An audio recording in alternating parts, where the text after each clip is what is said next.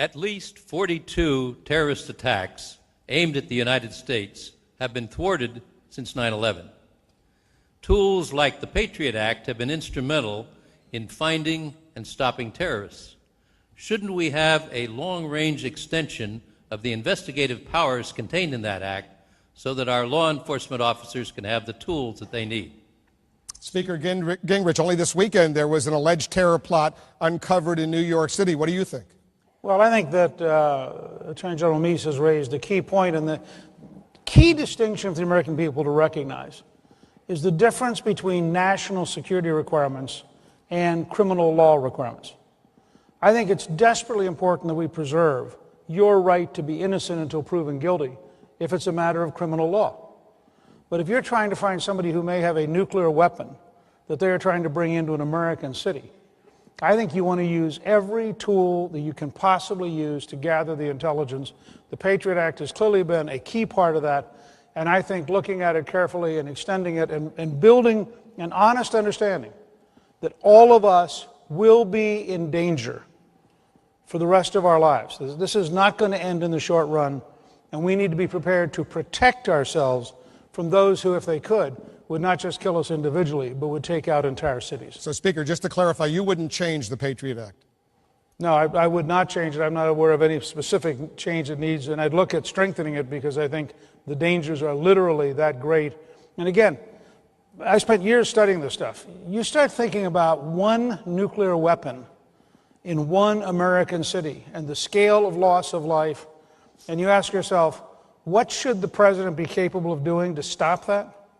And you come up with a very different answer. Again, very sharp division. Criminal law, the government should be, frankly, on defense, and you're innocent until proven guilty. National security, the government should have many more tools in order to save our lives. Congressman Paul, I suspect you disagree. I do. Tell us why. I think the Patriot Act is unpatriotic because it undermines our liberty.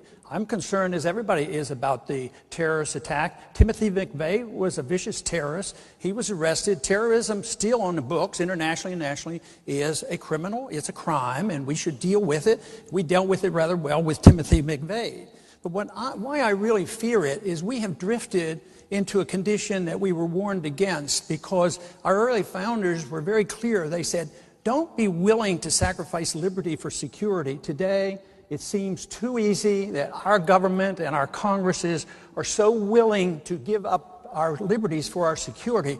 I have a personal belief that you never have to give up liberty for security. You can still provide security without sacrificing our Bill of Rights. I want to bring others in, but do you want to respond, Mr. Speaker? Yeah. Timothy McVeigh succeeded. That's the whole point. Timothy McVeigh killed a lot of Americans. I don't want a law that says, after we lose a major American city, we're sure going to come and find you. I want a law that says, you try to take out an American city, we're going to stop you.